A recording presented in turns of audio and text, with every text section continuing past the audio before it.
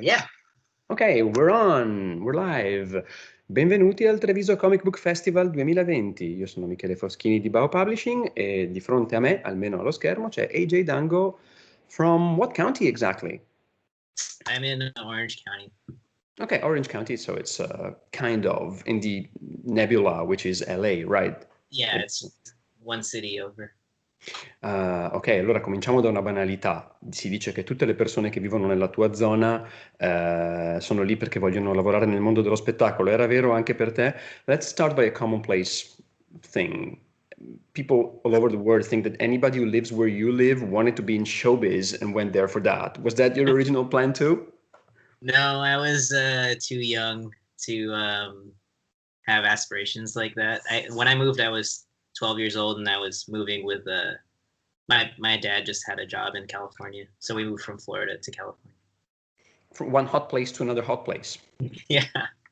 No, quando ci siamo trasferiti qui, io avevo 12 anni, mio papà ha trovato un lavoro in California e ero troppo piccolo per avere aspirazioni del genere. Ci siamo spostati dalla Florida alla California, quindi da un posto caldo a un altro posto caldo. Quando hai cominciato a capire che volevi fare degli studi artistici, e che studi hai fatto di preciso? When did you realize that you wanted to study art, and what is your formal training in art?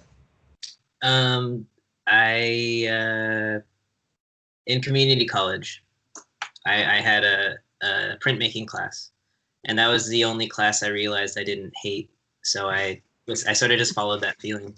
But yeah, then following that, I went to art school, and that's where I got my training as an illustrator. Quando ero al community college, il corso di stampe era la sola cosa che non detestavo, e questo mi ha fatto capire che dovevo seguire quella sensazione e mi ha portato all'Accademia d'Arte, ed è lì che ho cominciato la mia educazione formale. So, the part in your book about you being assigned legendary figures about the city, is that true to an extent? Yeah. It started as a project that I had to bring to London. Mm-hmm. And so yeah, it was basically just explaining California to someone non-Californian. And so my avenue was surfing, and that was recommended by a teacher. So that's what È vero, gli ho chiesto che la parte in cui a scuola hai cominciato un progetto per parlare di figure leggendarie attorno alla città è successo realmente come nel libro, e Jay dice sì, è vero, è qualcosa che mi è stato assegnato da un insegnante e dovevo spiegare la California a chi non l'avesse mai vista, e il mio tema era il surf. Io sono molto interessato a una cosa. Ti ho confessato di non saper nuotare e tu mi hai detto che mi insegnerai, ma nel libro dici anche che tu per molto tempo della tua vita non hai nuotato. Com'è cambiata questa cosa per te? Perché è piuttosto enorme nella vita di una persona.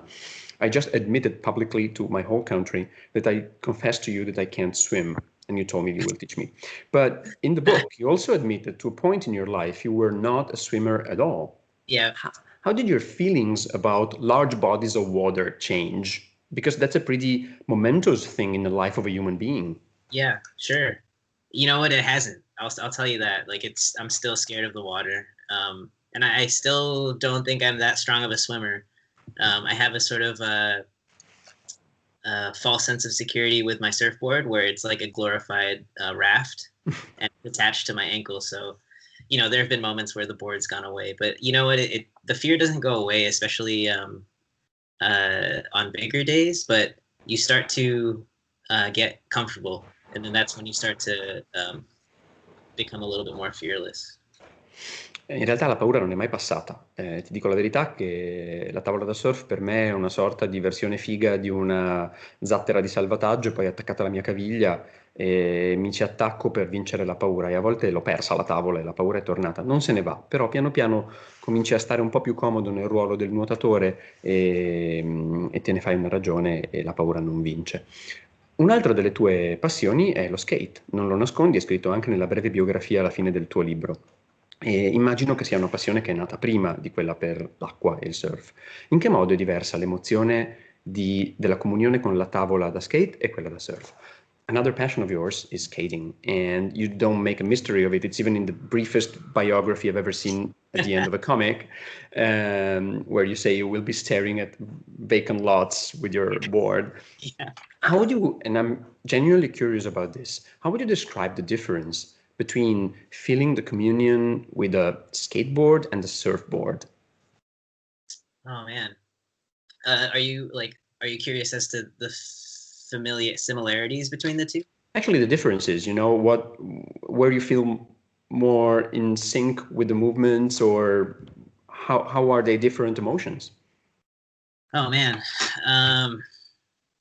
I think both of them are there's one became the other. So surfing, as you know, like when there were no waves, they would push around on these little wooden toys and sort of replicate the feeling of surfing.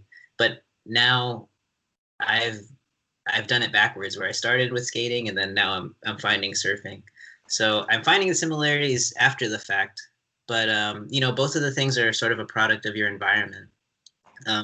You're sort of dealing with nature, one man-made, one not, and I guess one is a bit more peaceful, another one is a little bit more rugged, and you're more in tune with the streets. You're around like dirty things, and syringes, and just like a lot of transient populations, because you're going into places that no one goes to. But both you find an appreciation for something that people don't really see anything special in, which is kind of cool. Non è facile, perché si dice che lo skate sia iniziato proprio per imitare il surf con delle povere tavole di legno su ruote. Io invece l'ho scoperto al contrario, perché facevo skate e poi ho scoperto il surf. Una delle due attività è più pacifica, più serena, l'altra è un po' più rude, anche perché in skate spesso vai in posti dove non vuole andare nessuno, vedi un sacco di vagabondi, un sacco di vita che molti cercano di ignorare, però in qualche modo è un modo per entrare in comunione con l'ambiente in cui ti trovi, uno creato dalla natura e uno creato dall'uomo. E questa è la cosa che mi attira di entrambe le cose. Io ti confesso che quando vedo su Instagram i tuoi video in cui skati con gli amici, non ho mai invidiato così tanto la libertà di un altro essere umano. I must confess that when I see your Instagram stories about you skating with your friends in places I've never been to, even though they must be skirting areas I've been to, kind of, because I've been to California quite a few times, I've never been more jealous of any other human being's sense of freedom as when I look at your videos. I mean, I watch through them religiously, so it's a very strong emotion. It's true. I mean, like when you not, for both activities, but especially with skating, like time sort of stands still, and all you care about is like having fun with your friends, and you're sort of chasing your teen self.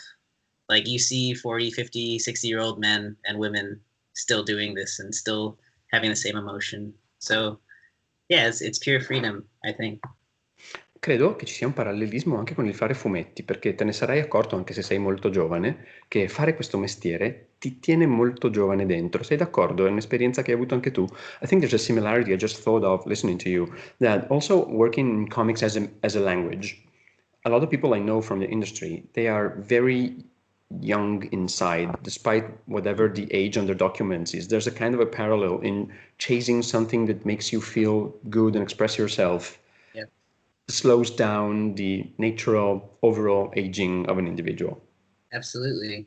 I think that's so true, because to the outsider, what we do and what you work in, what I work in, is this industry of childish cartoons. It's not seen by a lot of people as a respected art, but when I speak with you, or I speak with people in France, or there's a bit more of an understanding that it's like a higher art form, but yeah, it's still just fun drawings at the end of the day.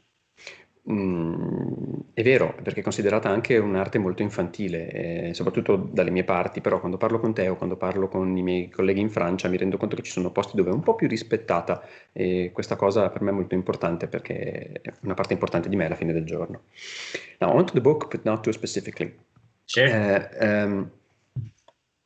È chiaro che la storia che racconti nel libro è qualcosa che è stato importante per molto tempo per te raccontare, ma sei stato tu a decidere di farne un libro, o è stato il tuo editore inglese, che io conosco bene, a convincerti a farlo? It is clear that the story that you tell in Waves is something that was so important to you that eventually it would have poured out in some way out of you and into the world. But was it your conscious decision of your volition to make a book of it, or were you kind of nudged towards it? Did you need convincing to decide to make a book? It's a bit of both, because when Kristen was alive, she was seeing me develop my work through comics, and she loved reading what I was writing, and a lot of my stories sort of revolved around her in what I was making during school. And so in the back of my mind, she sort of incepted me like, oh, one day you're going to make a great book.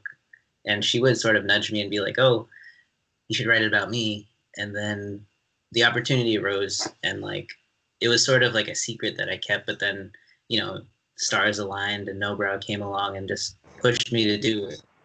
And then I was scared, you know, I was like, I don't know if it's the right time, and all these other apprehensions, because she had just passed away recently from that point. So yes, it was a bit of both, I think. È successo un po', sono successe entrambe le cose, perché quando Christian era viva mi vedeva fare i miei fumetti, mi vedeva a scuola e fare le mie storie, e spesso le mie storie parlavano di lei, e lei diceva: un giorno farai un grande libro e dovresti raccontare di me. E quindi in qualche modo ho piantato il seme dell'idea nella mia testa. Poi però ho incontrato Nobrow e c'è stata questa possibilità, e all'inizio avevo molta paura perché lei era mancata da poco, non sapevo se fosse la cosa giusta da fare, ma le stelle si sono allineate e il libro è successo. Devo dire che Sam, il tuo editore e editor, è una persona che parla raramente con emozione perché è britannico, delle storie, ma quando ha parlato del tuo libro io l'avrei comprato anche senza leggerlo. Ti rendi conto, vero, di quanto sei stato amato da loro? I must say that Sam Arthur, your publisher and also editor on the project, rarely speaks emotionally of books because he's British. He's been raised with a stiff upper lip theory, you know, and never convey your emotions to anybody. But he's never spoken so vibrantly about any story like he has about yours. I could have bought the rights to the book without having seen a single page of it. You do realize that they knew exactly how special the book was from the get-go. Because sometimes they don't, but in this case, they knew what they had. Wow, grazie mille. It's very sweet. But the thing is, was it hard to be that candid and honest with a story which hits so close to home? No, I'm a pretty open book about Kristen, and I think the more transparent I am about our relationship, the more people can relate to it. It's something I want to share. It's not something I want to keep to myself. There are certain aspects of our relationship, obviously, you know, are very personal to every individual, but no, I didn't have a problem sharing. I think it came out a lot more naturally than the historical aspect, actually, because that's a story that wasn't mine, that didn't belong to me. So telling Kristen's story was sort of a necessity. It was very much like I was driven to work so hard on this because I was sort of trying to seal someone's legacy, you know, and I felt that pressure. No, è stato in realtà molto facile per me raccontare la storia di Kristen in maniera onesta. Io sono piuttosto un libro aperto su quello che la riguarda, e è stato più facile raccontare, nonostante ci siano aspetti privati e segreti in ogni relazione, quella parte della storia che non la storia del surf, che invece era una storia non mia, e quindi ho dovuto imparare a raccontarla in qualche modo. E questa è la mia prossima domanda. Ora tu sei noto per aver raccontato una cosa che viene da te. Ti senti intimidito all'idea che in futuro racconterai storie che non ti riguardano, o è una sfida che ti piace? Begets my next question, because you are now, well, kind of famous for telling a story which is about your life and your own background. Is it intimidating to know that in the future, if you do another book, you will have to deal with other people's lives? Or is it a challenge you're looking forward to? I've thought about that a lot, because, you know, the sort of the tragic aspect of the story, you know, it's sort of easier to write about someone posthumously, I think, because you don't need to, you can I don't know, it just depends on, I mean, even if she was alive, I think she would have been fine with what I wrote, but dealing with other people's lives that are still around, there's a delicacy that you can't, I don't know, it's, some people can really push the limits, and like, I've heard stories of people severing ties with people with certain things they've written about, and it's a lot more complicated. You're kind of walking on eggshells. So I've thought about it, and I think I guess it's most important to get someone's consent and permission to tell the story, but you also don't want to compromise your art, right? So there's I think if you're truthful and honest and do justice to someone's story, they in the end they'll be forgiving or they'll be accepting. But it's definitely something I've thought about because I've become like a graphic memoir guy, and like I've thought about writing about family or about my siblings or things like that. But it's a whole new beast, you know. I understand. È difficile perché anche se penso che anche se Christian fosse viva approverebbe quello che ho scritto, è chiaramente più facile raccontare qualcosa che riguarda qualcuno che non c'è più e che non può ribattere. Quando parli di qualcuno che è vivo, hai sempre paura di sbagliare, di malinterpretare. Conosco persone che hanno interrotto relazioni a causa del modo in cui hanno ritratto le persone della loro vita in un loro racconto, per cui è qualche cosa che richiede il pieno consenso delle persone di cui parli ed è veramente come camminare sui gusci d'uovo. E mi rendo conto che in questo momento sono diventato il tizio dei graphic memoir e non so esattamente come mi muoverò in futuro su questo. Però io vedo moltissimo ora il tuo lavoro come illustratore su grandi riviste come per esempio il New Yorker, e quindi sei diventato anche un narratore della realtà, perché spesso ti chiamano a disegnare personaggi reali, icone dello sport per esempio. Com'è successa questa cosa? Come ti ci trovi? Having taken into account what you just said, I also see you a lot working as an illustrator for big name magazines like the New Yorker, and you're not just a graphic memoir guy there, but you are often called to depict and portray real life heroes like sports heroes and figures like that. How did that happen and how do you react to that? Is it something you like?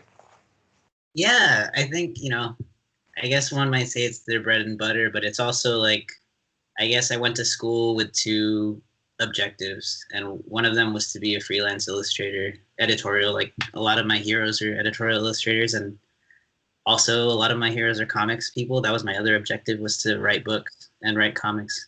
And some of them do both. You know, there's plenty of artists that are able to juggle the two. I'm always, you know, it's a different rush. Like with a book, it's a long, slow burn, and like you're sort of working in isolation, and you don't know what's going to happen with it. But with the quick illustration and these quick deadlines, especially for big name publications, it's a rush. You know, you don't want to disappoint this person on the other end of the country that trusted you to do this thing for them, and they just expect like a great product. You know, so it's, you know, it's just like passion versus commercial.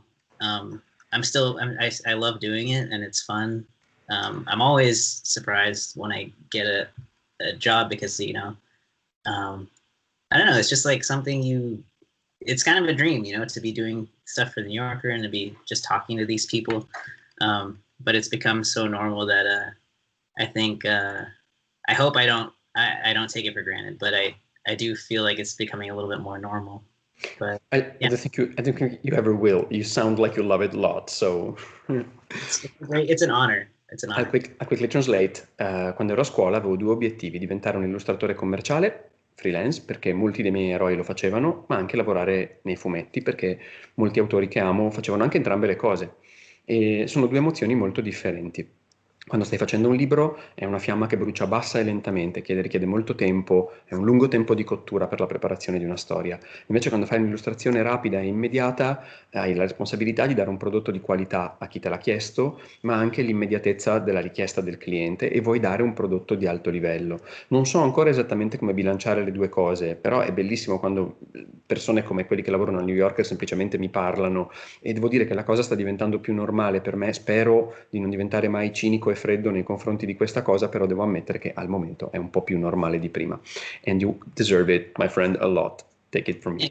You were, I gotta say, just take time out. You are so good at this. Like, I'm picking up certain words, and I'm like, wow, you really remembered. Like, well, when I get out of a movie theater, I remember half the dialogue from the movie right away. That's so. I'm very scary, but it comes in handy for these things. Ok, parliamo del posto dove vivi. Facciamo domande sceme in questo momento. The silly question time. I don't want to delve too much into the deep thoughtful stuff. I think the book is there for that. But Sure. qual è il tuo cibo preferito? What's your favorite food? Food? Yeah. Oh man, that's a tough one. I was looking at, my phone keeps reminding me that Treviso was this week or last week. And I was just like, pasta is one of my favorite foods. And I was so excited, especially with you and Katerina, to like show me around and eat all this pasta in Italy. It was like a dream come true. But and you missed the town that invented tiramisu. I missed a lot. Yeah, but it's gonna come. It's gonna come. We'll do a plus 1 year and we'll do it. Yeah, it's a hard answer.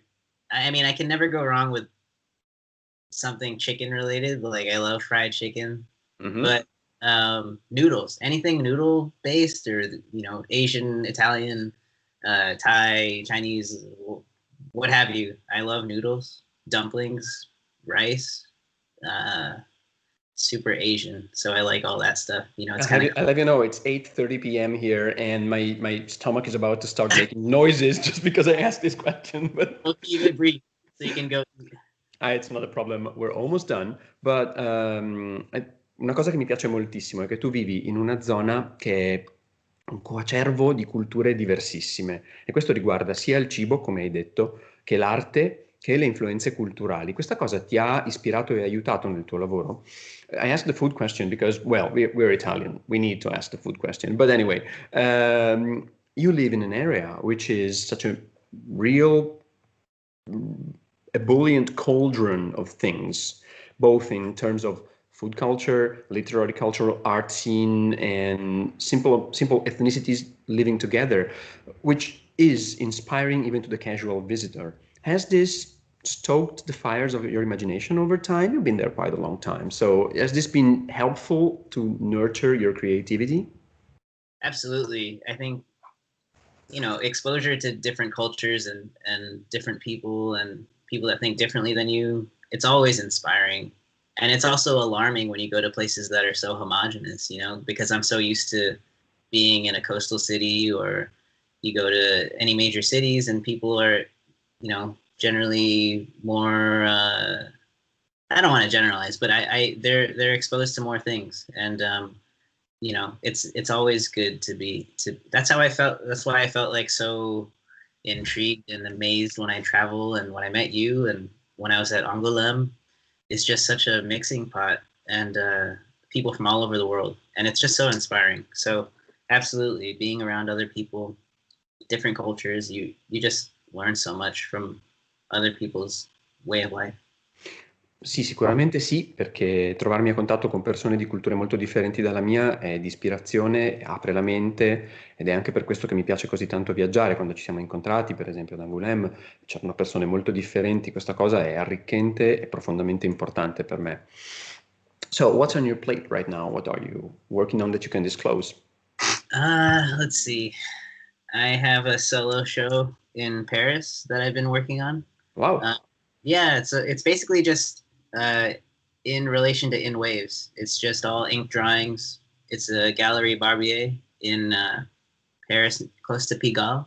Mm-hmm. And it's owned by a man named Jean Baptiste, and he's really cool. And they've shown people like Inky Bilal and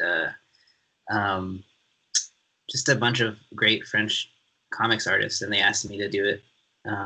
So that's coming up, I think, in January. I was nominated for a Polish Best Foreign Comics in Poland thing, and I was super honored to hear that. And then I might be going back to France, not only for the show, but I was nominated for it's like a South of France type of award that's nominated by children. And so you go over there and you spend like a week-long retreat with these kids and you teach them about comics, and that might be happening in February. Fingers crossed. Yeah, I know. We're not even allowed to go anywhere. Americans are sort of, untouchables at this point. Well, actually, the scene is changing so quickly that you might never know if you don't want to go where you're going or if they don't want you to come. So that's true. That's very true. I mean, that we're all sort of living in this in-between time right now. It's kind of, anxiety-ridden and scary. So I'll translate this and have my last question for you. Allora, ho una mostra monografica a Parigi, in una galleria non lontano da Pigalle, organizzata da un signore che si chiama Jean-Baptiste, che è fantastico. Sono disegni a inchiostro, ruota tutto attorno al tema di Ondate. E dovrei andarci, spero di poterci andare. E poi sono stato nominato a un premio in Polonia a gennaio, e appunto dovrei tornare in Francia e andare a fare queste cose. Speriamo di poterlo fare, visto che non si sa com'è la situazione e se noi americani siamo gli appestati o se non è meglio non andare in certi posti. Questo mi porta alla mia ultima domanda, ovvero come hai vissuto il periodo del lockdown duro? Come è stato per una persona che comunque è abituata a lavorare a lungo nel proprio studio, sapere che anche il resto del mondo non poteva uscire di casa? My last question is, well, we comics people are used to long stretches confined in our quarters, meeting deadlines. So in a way, quarantine was not as harsh for us as it was for party-going people, which we notoriously don't do. But how were the, how can I say, scariest months of the year for you? How did your life change during those months? I think it was more so witnessing other people suffering, whether it be from the COVID or from civil unrest and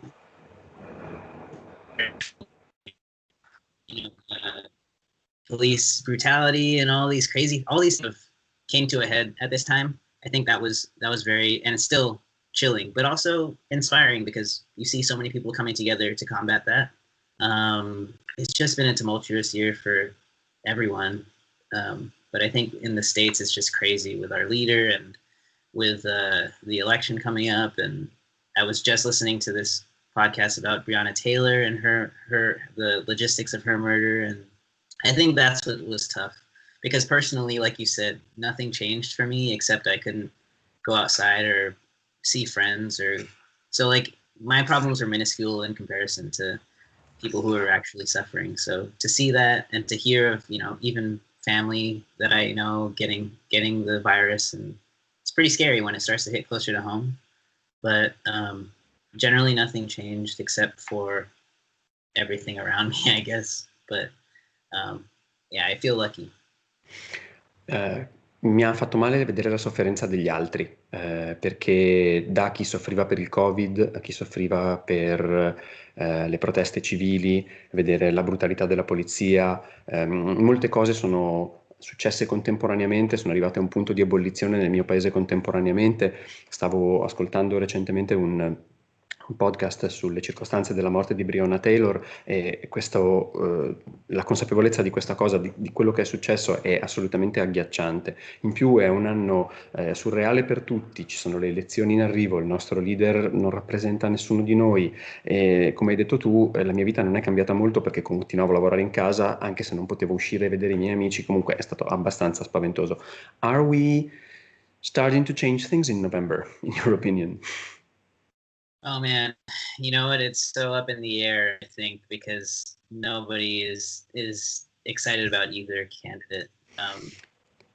I hope, things will change, but regardless of the outcome, there's still so much work to be done, whether we get the person out that we don't want or we get the person that could possibly have more of a moral compass and change things. But I as unbelievable as the last election was, nothing's out of the realm of possibility, I think. Yeah, so. I think nobody can make a bet now, because when you see Brexit and Trump happen, you know that you can't tell what can happen or not. Oh, but I'll take the less smelly shit any day, if possible. For sure. I think we all would love less stink. But yeah, we can go on and on about that. But well, now you know how it feels to be so poorly managed. We've known for the longest time, so we're experts. You should actually outsource the opposition to Italians. We are masters at it. Ho detto DJ che ora sa cosa vuol dire essere amministrato malissimo. Noi siamo degli esperti da un pezzo e dovremmo anzi avere l'incarico dell'opposizione in America, perché sarebbe molto utile. Man, thank you for this. It's been great. I'm so sorry you couldn't be in Treviso. I can't either, but I promise I don't care if the book is from the previous year. The day it is safe to get you here and your game, I will get you +1 here. It's a promise. I think I'll write another book just for you to go eat some pasta. Well, or we can make another cover, whatever, and you just need an excuse to get you a plane ticket. Grazie infinite, AJ, davvero. Thank you. And thank you to all the readers. I've been getting this outpouring of Italian. Yeah, readers. the book is beloved, I assure you. It's selling steadily. People are writing us, thanking us for getting you in the spotlight on the Italian market. So we're honored. Thank you so much, Michele. Thank you to everyone at Trevisa. Let me